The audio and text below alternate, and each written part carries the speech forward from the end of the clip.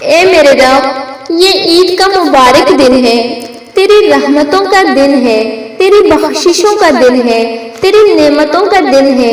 اے رحمان الرحیم رب، ہمارے گناہوں کو معاف فرما دے، دلوں کی سیاہی کو نور سے بدل دے اور ہماری دعاؤں کو شرف قبولیت عطا فرما۔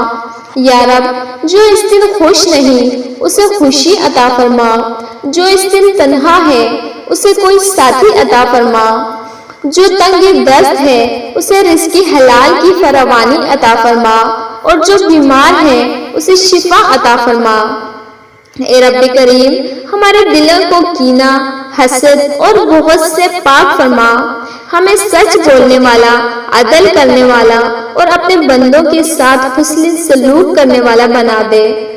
یا اللہ، عید کی ان خوشیوں بھرے لمحوں میں ہم تیرے ان بندوں کو نہیں بھولے جن کے دل دکھے ہوئے ہیں، جو غموں میں ڈوبے ہوئے ہیں، جو قید خانوں میں ہیں، جو جنگوں میں گرے ہوئے ہیں۔ ان سب کے حال پر رحم فرما، ان کے لیے آسانیاں پیدا فرما، انہیں آزادی، امن، سکون اور سکینہ عطا فرما۔